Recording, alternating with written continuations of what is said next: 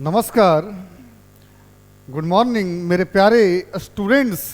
मैं साहिल कुमार आपके बीच में एक बार फिर से डिस्कशन का टॉपिक लेकर आया हूं। जैसा कि हमने आप लोगों को कमिटमेंट किया था कि हर एक जो क्लासेस है वो आपका लगभग पर डे शेड्यूल के अंदर में आपको क्लासेस आपका चलेगा। जो कि आज जो आपको स्टार्ट करने वाले हैं हम, वह नाउन से स्टार्ट होने वाला है और जिसका ब्रीफ डिस्कशन किया जाएगा, जो कि आप लोगों को मज़ा आएगा क्लासेस करने में। और हम उम्मीद करते हैं दोस्तों, हम उम्मीद यही करते हैं कि हमारे जितने भी स्टूडेंट्स हैं, अगर जितने भी क्वेश्चंस आपके बीच में करा दिए जाएंगे हर एक एक्सरसाइज से, यदि अगर उसको आपने बेहतर ढंग से अगर कर लिया, उसको अगर बेहतर ढंग से उसका डिस्कशन कर लिया, तो आपको एसएससी सीजीएल पीटी एवं मेंस तक में भी परेशानी होने नहीं देंगे। अगर किसी भी प्रकार की क्वेरी आती है या किसी भी प्रकार की परेशानी आती है तो आप बिल्कुल हम कमेंट करें, उसको और भी बेहतर करने की कोशिश की जाएगी। जब वीडियोज़ यदि अगर अच्छा लगे तो उसे like and share and subscribe भी करें। तो आइए हम लोग अब चर्चा करते हैं और चर्चा कुछ क्वेश्चंस के ऊपर में करते हैं। और जो टॉपिक है वह आपका नाउन। क्या है? नाउन। अब भाई ये एसएससी प्री और मेंस के लिए रामबाण का काम करेगा। इसका मतलब ये नहीं है कि बच्चे सीएचएसएल का बच्चा या फिर बैंकिंग का बच्चा या फिर अदर एग्जामिनेशंस का बच्चा इसको नहीं देख सकता है, क्योंकि इंग्लिश भाई इंग्लिश होता है और उसको आपको संपूर्ण नॉलेज होना ज़रूरी है। यदि अगर आपका नॉलेज अगर बढ़िया है तो फिर आप क्वेश्चंस को आपको डील करने में बिल्कुल परेशानी नहीं होगी, क्योंकि सिंपल समझ लीजिए question is temporary but concept is permanent. तो आइए हम लोग सवाल की ओर आगे बढ़ते हैं और क्वेश्चन नंबर 1 की चर्चा करते हैं। A farmer was leading oxes to his field for plugging early in the morning. अब कहता है भाई, यहां देखने से हमको पता चल रहा है कि a farmer was leading oxes to his field for plugging early in the morning. अब आपको पता है कि सवाल जो है कॉमन ईरर का है, यानी कि कॉमन ईरर या हम इसे डिटेक्शन ऑफ ईरर के नाम से जानते हैं, गलतियों को चुनना, जिसके अंदर में एसएससी वाले स्टूडेंट के लिए 4 ऑप्शन, बैंकिंग वाले स्टूडेंट के लिए 5 ऑप्शंस होते हैं। तो अब भाई 4 ऑप्शंस वाले हैं तो जाहिर सी बात है कि एसएससी की चर्चा हो रही है, क्योंकि टारगेट हमारा वही है 45 डेज के अंदर में पूरे एसएससी के संपूर्ण इंग्लिश के क्वेश्चंस को डिस्कस करा देना।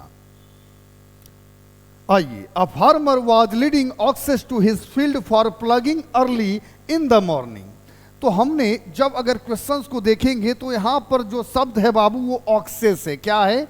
ऑक्सेस। तो अब ऑक्सेस, क्या ये वर्ड जो है ये सही है? ऑक्सेस कभी भी, ऑक्स का कभी भी प्लूरल फॉर्म ऑक्सेस नहीं होता है। जब भी होगा तो इसका प्लूरल फॉर्म जो होगा वह आपका ऑक्सेन होगा। तो आंसर जो हमारा है वह बी नंबर। चलिए नेक्स्ट क्वेश्चंस की ओर बढ़ते हैं। The house is made of brick and stone not of a marble. चलिए, नो ईरर डी। अब द हाउस, सबसे पहले हाउस की चर्चा। किसकी चर्चा? हाउस। देखिए, इसमें बच्चों को थोड़ा सा कंफ्यूजन हो जाता है कि सर ब्रिक और स्टोन ये सिंगुलर है या प्लूरल है। तो सबसे पहले हम सिंपल में आपको हम बात बताते हैं, आप सिंपल शब्दों में समझिए। मान के चलो कि ये आपका एक ईंट की चर्चा हो रही है। कितनी ईंट? एक ईंट। ये इसको मान लो फोन है ऐसे हमारा, लेकिन आप इसको ईंट मान लो कि ये ईंट है एक, है ना। तो ये आपका क्या हो गया कि ये एक ब्रिक।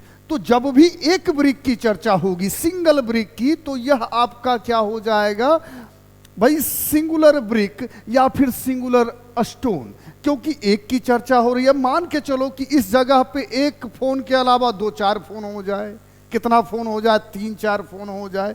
तो अब 3-4 फोन हो जाए तो ये आपका काउंटेबल नाउन के अंदर में संख्या इसकी हो गई 3 या 4 या 5 या 6।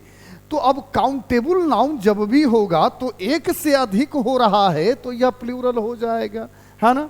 अब मान के चलो कि चर्चा यहां पे क्वेश्चंस के अंदर में है बाबू द हाउस, क्या है, द हाउस।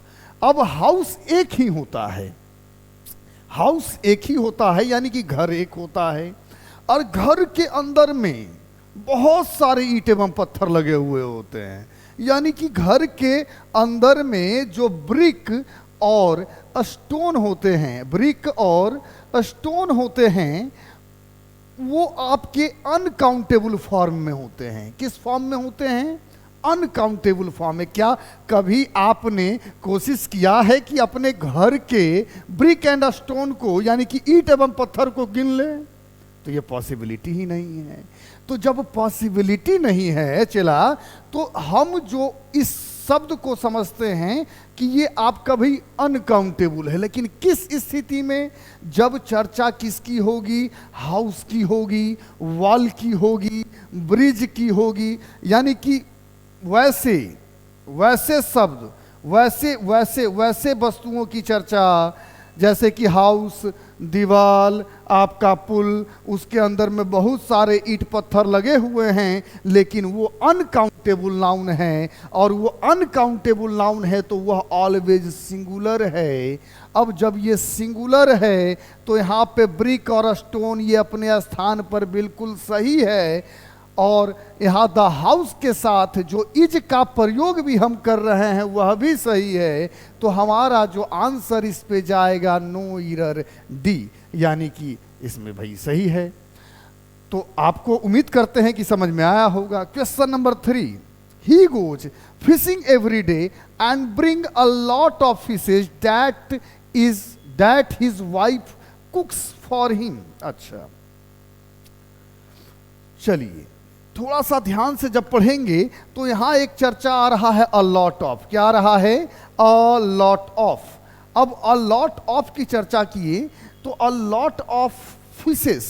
अब अ लॉट ऑफ को जब हम देख रहे हैं तो ये अ लॉट ऑफ जो है बाबू, यह सिंगुलर है। क्या है, सिंगुलर है।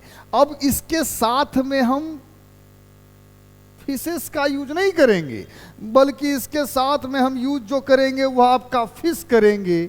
देखिए ऐसे बहुत सारे शब्द हैं, जैसे में फिश है, डियर है, ऑफ स्प्रिंग है, ये बदलता है। फिश फिशेज में भी बदलेगा, डियर डियर्स में भी बदल सकता है, ऑफ स्प्रिंग ऑफ स्प्रिंग्स में भी बदलेगा। लेकिन ये हमको देखना होगा कि इसके आगे वाला जो शब्द है वह आखिर है क्या, है ना।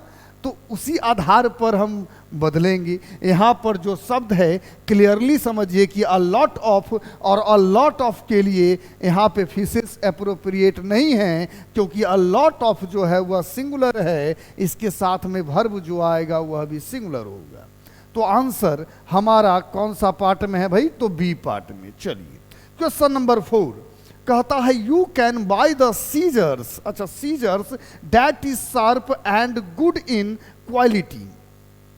अब सीजर्स का मतलब सभी बच्चे जानते होंगे कि सीजर्स कह रहे हैं सर जी, तो सीजर्स का मतलब क्या। तो सीजर्स जो शब्द है वह शब्द आपका सिंगुलर है या प्लूरल है, कंफ्यूज होता है स्टूडेंट। और जितने भी कंफ्यूजन वाले क्वेश्चंस हैं उसको हमने डाला है, और आगे हम जैसे जैसे क्लास बढ़ेगा कंटेंट और तगड़ा होते जाएगा। अब सीजर्स कहता है, सीजर्स देखकर कंफ्यूज होता कि ये क्या प्लूरल है, क्या ये प्लूरल है। ये बिल्कुल प्लूरल ही है।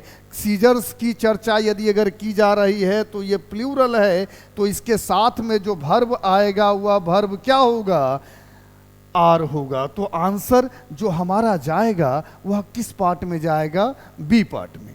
चलिए आगे बढ़ते हैं। क्वेश्चन नंबर 5 कहता है this data are very useful to arrive at correct conclusion.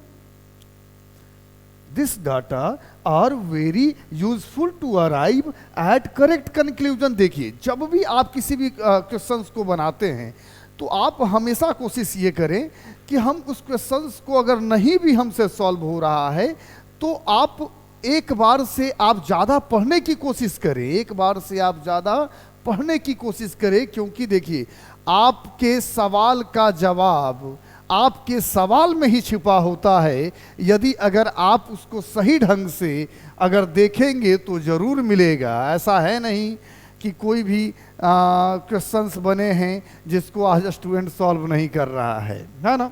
तो दिस डाटा, अब डाटा यहाँ पर शब्द है। अब ये डाटा क्या है? तो डाटा सुनते हैं, डाटा का मतलब आप जानते हैं आंकड़ा। क्या जानते हैं? आंकड़ा। अब देखिए क्या आंकड़ा की चर्चा हो रही है। This data are very useful to arrive at correct conclusion. चलिए ये यहाँ पर बिल्कुल ये आपको प्लूरल फॉर्म में है।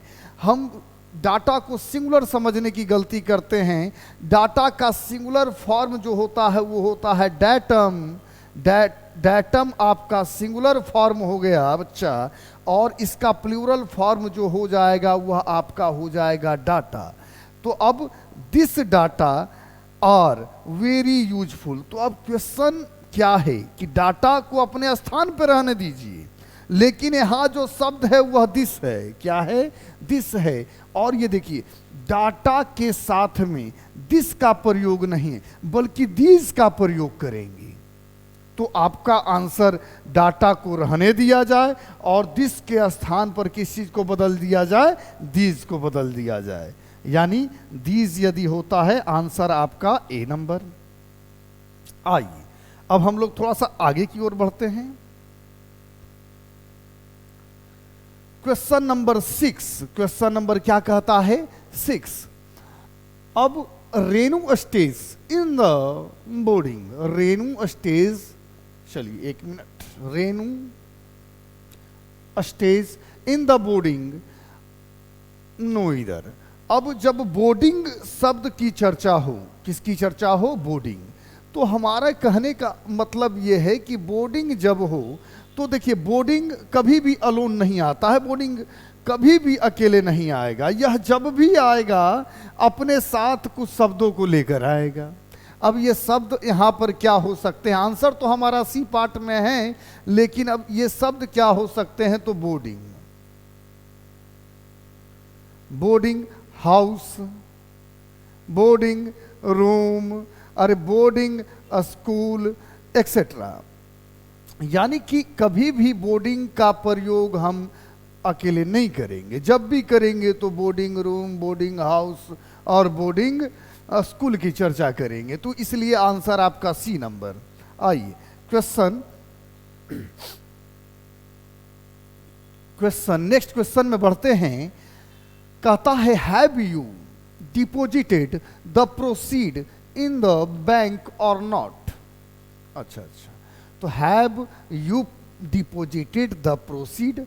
अब यहां पे आने वाला शब्द तो नाउन है ही, क्योंकि द आर्टिकल का यूज किया गया है। हैव यू डिपोजिटेड ये वर्ब का तीसरा फॉर्म, ये तो बिल्कुल सही जा रहा है। तो अब क्या द प्रोसीड होगा या द प्रोसीड्स होगा? तो यहाँ पे बच्चा, यहाँ पे जो हम यूज करेंगे, यहाँ प्रोसीड्स शब्द का यूज करेंगे, क्योंकि कुछ ऐसे शब्द हैं, है ना, जनरली कुछ ऐसे शब्द हैं प्रोसीड्स आप नहीं पढ़े हैं शायद हमसे, या अगर आप नहीं पढ़े हैं तो कुछ और भी आपको इंफॉर्मेशन दे दें। जैसे में हमने कहा कि riches, abs, alms, riches, abs, alms, contents, है ना, कॉन्टेंट्स। ये जितने भी शब्द हैं, ये जितने भी शब्द हैं हमेशा इसके पीछे लगा रहेगा एस, और बच्चा कंफ्यूज होते रहता है कि भाई एस लगा हुआ है तो ये आखिर है क्या? Alms, ifs and riches and contents. तो ऐसे ऐसे शब्द आपके बीच में आते रहेंगे, तो आपको परेशान होने की आवश्यकता नहीं है। तो यहाँ पे प्रोसीड को आपने प्रोसीड्स किया। ये कुछ शब्द जो होते हैं ना, वो अपने यूज के अनुसार ही वो अपने शब्दों को बदलते हैं। तो generally riches, ifs, alms, contents ये हमेशा इसी फॉर्म में होंगे। आप इसको आल्म नहीं करेंगे, इव नहीं करेंगे, कंटेंट नहीं करेंगे, वो रॉन्ग होगा। आइए अब आई थिंक सो कि आपको नॉलेज मिला होगा इसमें। तो आंसर बी। समय थोड़ा कम लेना है, इसलिए थोड़ा आगे बढ़ जा रहे हैं, क्योंकि मान के चलो कि बहुत ज़्यादा अगर डीप में अगर चले गए तो एक टॉपिक को भी आधा घंटा डिस्कस, 15 मिनट डिस्कस किया जा सकता है। और वीडियोज का रेंज है जो कि बहुत ज़्यादा करना नहीं है, तो इस रीजन से हम लोग है ना कि आगे विशेष और चर्चा करेंगे इन सारे क्वेश्चंस पे। आइए, a pair of spectacles have been found on a table in the library. अब अ पेयर ऑफ स्पेक्टिकल्स जब यहां पे देखता है तो बच्चा कंफ्यूज होने लगता है, ये सही है या ये आपका गलत है। तो spectacles, a pair of spectacles यहां पर सिंगुलर है। अब इसके साथ में जो वर्ब यूज करेंगे वो हैव बीन नहीं बल्कि हैज बीन का यूज करेंगे। यानी हैव बीन का यूज नहीं करेंगे बल्कि किसका यूज करेंगे, हैज बीन का यूज करेंगे। आइए अब हम लोग यानी कि इसमें आपको आंसर जाएगा बी नंबर, है ना। क्वेश्चन नंबर 9 की ओर बढ़ते हैं और कहता है I can't come to buy now because a lot of works remains to be done. अब चर्चा यहां पर थोड़ा सा हो रहा है भाई, तो अ लॉट ऑफ वर्क्स, चर्चा किसकी, अ लॉट ऑफ वर्क्स। तो क्वेश्चन नंबर 9, अब जैसे ही वर्क्स की चर्चा हो तो आपके माइंड में आ जाना चाहिए कुछ। अब क्या आएगा, वर्क जो है, ये जो आपका वर्क शब्द है, वर्क शब्द है, इसको अनकाउंटेबल नाउन लोग कहते हैं, यानी कि कहते हैं जनरली भाई सिंगुलर फॉर्म में यूज होते हैं। यानी कि अब चर्चा कर रहे हैं आई can't come to buy now because a lot of work. तो यहां पे सबसे पहले आपको आंसर मैं दे दूं, उसके बाद मैं कुछ डिस्कस करूं।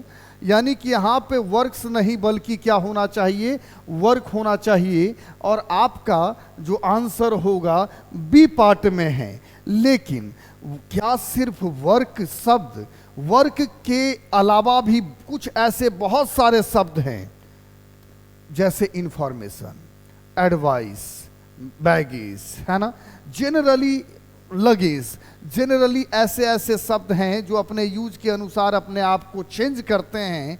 लेकिन यहाँ पे वर्क आपका अनकाउंटेबल फॉर्म में आ रहा है, अनकाउंटेबल नाउन के फॉर्म में आ रहा है। जब भी वर्क की चर्चा होगी, ध्यान दीजिएगा, जब भी वर्क की चर्चा होगी और इसे यदि अगर काउंटेबल नाउन में कन्वर्ट करना है, तो काउंटेबल नाउन में जब यदि अगर कन्वर्ट करना है तो एक आध शब्द यूज करना है, piece of, a piece of work, 5 pieces of work. तो जनरली जब इनकी गिनती हमको काउंटेबल के लिए जब यूज करना है तो हम कुछ शब्दों का हम प्रयोग करेंगे। चलिए, और ऐसे भी वर्क की चर्चा राइटिंग के कॉन्टेक्स्ट में भी होता है, यानी रचना। अब रचना क्या है भाई, रचना, राइटिंग। तो जैसे कि अगर मान के चलिए कि किसी भी राइटर का नाम हो और कहा जाए वर्क के लिए सिर्फ कि Godan is works of Munshi Premchandra, Munshi Premchandra. तो गोदान इज वर्क्स नहीं बल्कि वर्क। यहां पर सवाल आप समझिए, क्योंकि गोदान एक है, यानी एक किताब की चर्चा हो रही है, तो यहां पे वर्क तो हो जाएगा। तो अभी तक तो हम बिल्कुल राइट जा रहे हैं कि भाई वर्क होगा। लेकिन जब आप ब्रीफ नॉलेज की ओर जाएंगे तो आप चर्चा करेंगे कि जैसे अगर मान लो गबन, एक और किताब का नाम है उनका, एंड गोदान। अब सबसे पहले तो इज होगा नहीं, इज के जगह पर क्या हो जाएगा, आर हो जाएगा। तो गबन एंड गोदाम आर वर्क। अब देखिए, वर्क को हम बदल सकते हैं किस चीज में, वर्क्स में। यानी कि यहां पे आप बदल देंगे तो वर्क को वर्क्स में, वर्क्स ऑफ मुंशी प्रेमचंद्र। चलिए, प्रेमचंद्र, मुंशी प्रेमचंद्र, है ना। तो आप जैसे जैसे सवाल आएंगे उस पे हम चर्चा आगे हम बढ़ाएंगे, लेकिन बहुत ज्यादा डीप में जाने पे मुश्किल है। आइए, question number 10, a plenty of informations about his activities was passed on to his boss। अब प्लेंटी ऑफ इंफॉर्मेशन, अभी जस्ट हमने इंफॉर्मेशंस की भी चर्चा की थी। क्वेश्चन नंबर कहता है 11। देखिए अब इंफॉर्मेशंस की चर्चा की है, तो हम आप जितने भी छात्र हैं उनको हमने ऑलरेडी कहा है कि आप लोग कॉपी किताब के साथ मेरे बबुआ बैठेगा, है ना, कॉपी किताब के साथ में बैठेगा, क्योंकि हम डिस्कशन जरूर कराएंगे एक क्वेश्चन, लेकिन एक क्वेश्चन से हो सकता है कि आपका 2-4 सवाल सॉल्व हो जाए। इसीलिए हमने कहा है कि 45 डेज के अंदर में सीजीएल का संपूर्ण निचोड़ आपके सामने दे दिया जाएगा। तो क्वेश्चन नंबर 11 है ना, तो क्वेश्चन नंबर 10 है। तो 10 के अंदर में कहा कि इंफॉर्मेशन, तो ये तो बच्चा देखते ही कह देता है सर गलत। इंफॉर्मेशन भी यहां पे अनकाउंटेबल नाउन है।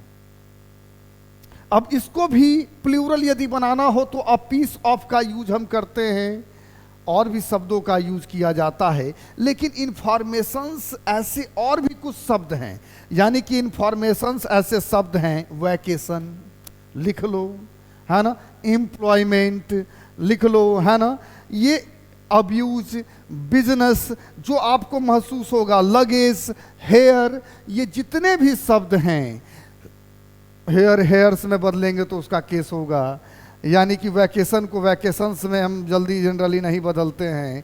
तो ये जितने भी शब्द हमने कहा, एम्प्लॉयमेंट, ये सारे शब्द आप लिखें कॉपी में, है ना, और ये शब्द अनकाउंटेबल फॉर्म में कार्य करते हैं। तो आंसर यहाँ पर ए नंबर, इंफॉर्मेशंस के जगह पे चलो इंफॉर्मेशन। नेक्स्ट क्वेश्चंस में हम आते हैं, कहता है what is the criteria of selection in the examination and how much score we need to qualify the examination. अब क्राइटेरिया देखो, VBI है रे बेटा, हमेशा अक्सर पूछ देता है क्राइटेरिया। अब क्राइटेरिया क्या है? What is the criteria of selection in the examination and how much score we need to qualify the examination। तो देखिए क्राइटेरिया जो शब्द है वह नाउन है। सबसे पहला चीज की क्राइटेरिया जो शब्द है वह नाउन है। और इधर देखो,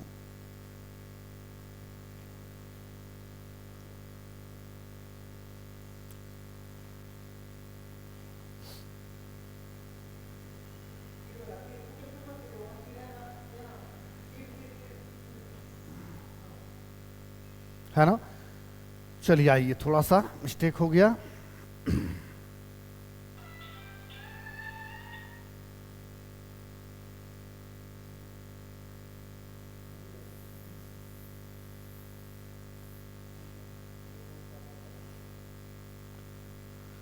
तो आंसर क्या क्राइटेरिया के अंदर में छिपा हुआ है? तो क्राइटेरिया नहीं होगा यहां पर, क्लियर शब्दों में समझिए। चलिए, क्राइटेरियन, यानी कि आंसर आपका ए है। What is the criterion of the selection, क्योंकि यहां पे आपको प्लूरल नहीं, देख लो यहां पे भाई पहले भी है, प्लूरल नहीं बल्कि सिंगुलर का हमको यूज करना है, तो यहां पे हम क्राइटेरियन कर देंगे। क्वेश्चन नंबर 12, चलिए आगे बढ़ते हैं हम लोग। The surroundings of my lodging are pleasant. अब जब देखते हैं तो सराउंडिंग्स पे दिमाग आने लगता है, मतलब सही है वो। The surroundings of my lodging. अब माई लॉजिंग डेट मीन्स क्या यार? ये लॉजिकल है, माई लॉजिंग, माई लॉजिंग नहीं बल्कि माई हाउस, है ना। आंसर आपका बी नंबर। चलिए question number question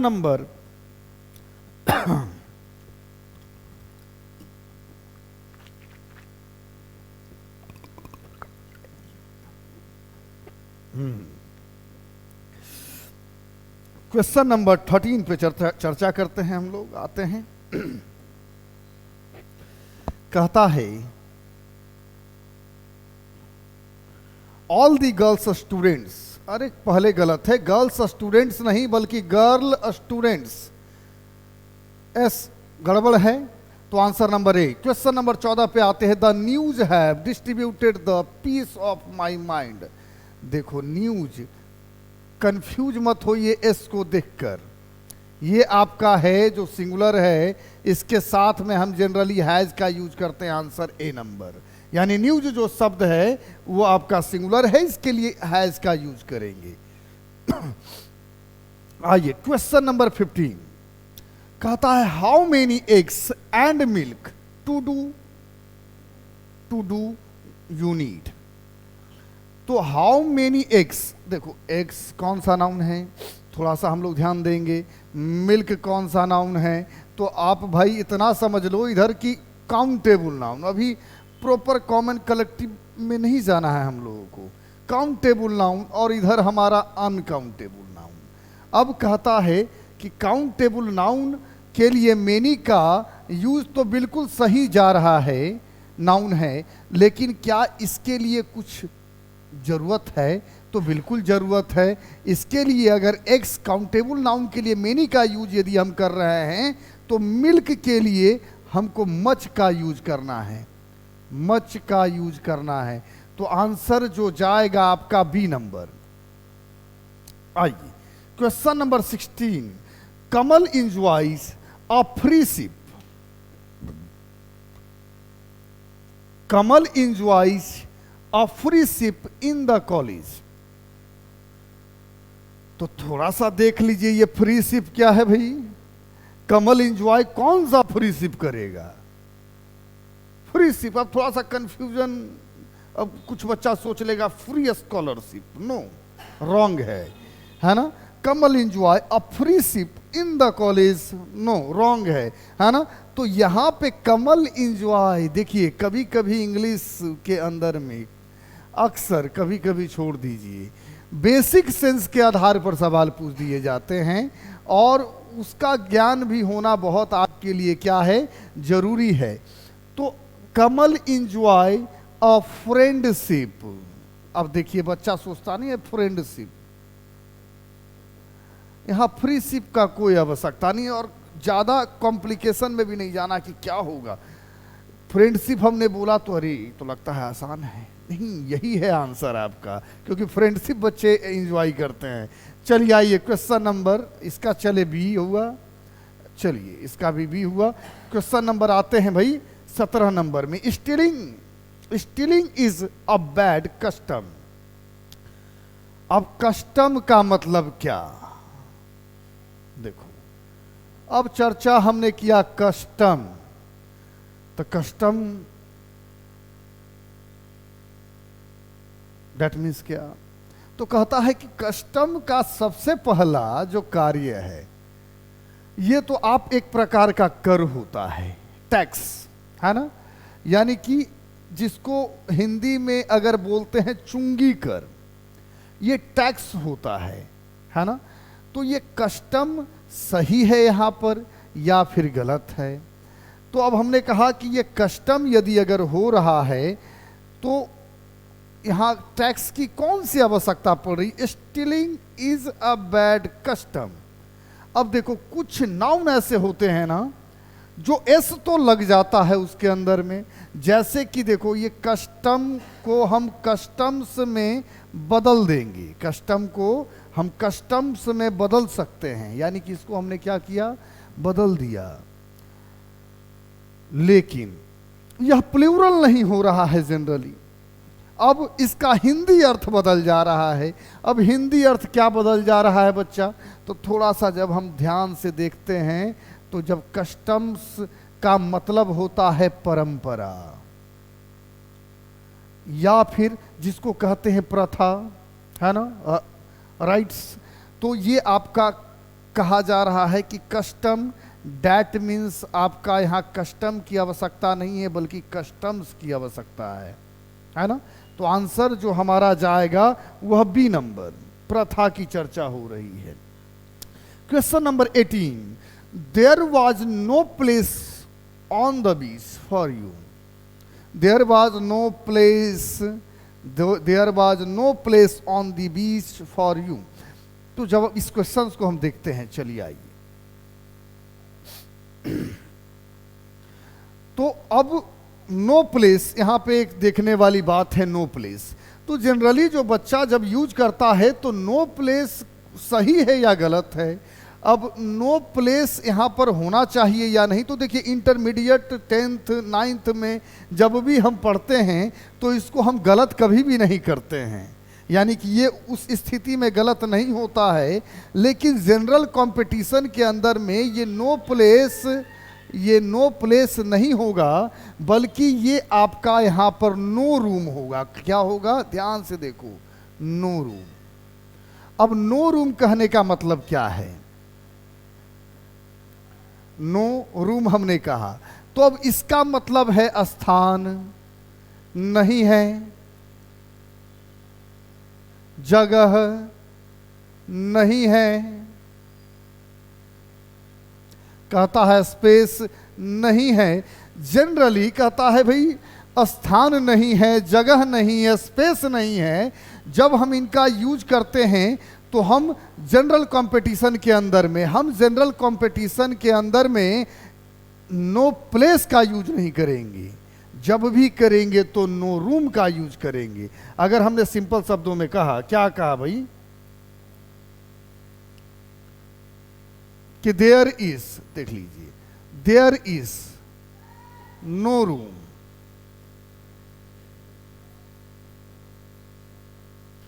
in the compartment है ना, there is no room in the compartment. तो अब यहां पे बच्चा परीक्षा के अंदर में नो प्लेस यदि अगर इस स्थान पर दे दिया जाए तो वह भी आपका क्या होगा, रॉन्ग होगा, क्योंकि नो प्लेस का यूज आप सिंपल समझ लीजिए जनरल कंपटीशन के अंदर में हम लोग नहीं करते हैं। क्वेश्चन नंबर आते हैं हम लोग 19, है ना, कहता है they like the play of cricket, they like the play of cricket. तो क्या ये प्ले सही है यहां पर, तो थोड़ा सा ध्यान दीजिए। आपको पता है ये बेसिक इंग्लिश है सारा, कि भाई आर्टिकल ए एन और क्या कहता है द। अब इसके बाद हमको किसकी आवश्यकता है, नाउन की आवश्यकता है। अब यहाँ पर जब हम चर्चा कर रहे हैं तो ये प्ले, और ये प्ले को जब ध्यान से देख रहे हैं तो ये V1 है। अब V1 कैसे होगा, अब V1 यहाँ पर हो नहीं सकता है। अब इसके स्थान पर जब हम यूज करेंगे तो भाई V1 कभी भी आर्टिकल के बाद नहीं आता है। जब भी यूज करेंगे तो यहाँ पर हम प्लेइंग का यूज करेंगे, यानी कि V4 का यूज करेंगे, है ना, क्योंकि जो वर्ब का चौथा फॉर्म है वह जिरंड होता है ना, जिरंड। अब जनरली आपको एक एग्जाम्पल से मैं समझा दूं कि उसके बाद आप भूले नहीं। कभी भी आप ट्रेन में अक्सर देखते हैं लिखा हुआ, या प्लेटफॉर्म पे देखते होंगे कि स्मोकिंग इज प्रोहिबिटेड। चलो बच्चा सुन लो, सिर्फ स्मोकिंग इज प्रोहिबिटेड, धूम्रपान निषेध है, सब बच्चा जानता है। अब इसके अंदर में जब चर्चा यदि अगर किया जा रहा है कि स्मोकिंग इज प्रोहिबिटेड, तो इज का पोजीशन नंबर 2 पर, और ये दोनों पर आने वाला शब्द वर्ब, तो नंबर 1 पर आने वाला शब्द आपका सब्जेक्ट। अब यहां पे देखिए सब्जेक्ट जो है वर्ब के जस्ट पहले, या तो फिर यानी कि जब सब्जेक्ट यदि यहां पर आ रहा है तो ये वर्ब का चौथा फॉर्म आपको दिख रहा होगा, और ये वर्ब का जो चौथा फॉर्म है ये एक्चुअल में आपका यहाँ पे जिरंड का कार्य कर रहा है। यानी कि आप सिंपल शब्दों में आप समझ लें कि यहाँ पर gerund that means indirect noun, जिसे आप कहते हैं कि जब सब्जेक्ट जब भी आएगा, यानी कि सब्जेक्ट अगर सब्जेक्ट आता है तो जनरली हम 2 चीज पे फोकस करते हैं, एक आपका नाउन और दूसरा आपका प्रोनाउन। प्रोनाउन की आवश्यकता नहीं है, यहाँ पे जो चर्चा हो रही है किसकी, नाउन की। तो यहाँ पर जब सब्जेक्ट के स्थान पर नाउन आ सकता है तो आर्टिकल के बाद भी नियम कहता है कि नाउन आ सकता है, तो यहाँ पर भी नाउन अवश्य आएगा। तो यहाँ पे प्ले बल्कि प्लेइंग में बदलेगा, और ये V4 जो है वह आपका नाउन होगा। नेक्स्ट क्वेश्चन पे बढ़ते हैं और लास्ट क्वेश्चंस पे बढ़ते हैं हम लोग। आज के लिए, है ना, लास्ट क्वेश्चन पे बढ़ते हैं, क्योंकि ब्रीफ डिस्कशन हो रहा है तो भाई टाइम लगता है, ऐसे ही कुछ नहीं होता है। उसके लिए आपको भी बने हुए रहना पड़ेगा, है ना, आपको भी बने हुए रहना पड़ेगा, और सपोर्ट आगे के वीडियोज़ के लिए आपको सपोर्ट भी करना पड़ेगा, क्योंकि हमारा हक है। अगर हम आपको बेहतर कंटेंट यदि अगर देंगे तो भाई बेहतर कंटेंट कैसे देंगे बताओ तू लोग। जब तक तू लोग मेहनत हमारे ऊपर नहीं करेगा तो हम क्या करेंगे भाई, है ना। तो दोनों लोगों को मेहनत करते हुए आगे बढ़ना है और एक नया कारवा बनाना है। और जो बच्चा CGL CHSL जिस एग्जाम से CPO CDS से डरता है वो बिल्कुल डरना बंद कर दें, क्यों डिस्कशन कराने के लिए आपके बीच में हम आए हुए हैं, है ना। जो कि कोशिश हमारी होगी कि बेहतर से बेहतर डिस्कस किया जाए। आइए लास्ट क्वेश्चंस में आते हैं हम लोग, और कहता है the French have a strange habits. अरे habits, the French have a strange habits. तो अब यहाँ पे जब चर्चा हम कर रहे हैं भाई हैबिट्स, किसकी चर्चा कर रहे हैं, हैबिट्स। तो हैबिट्स क्या है, नाउन है।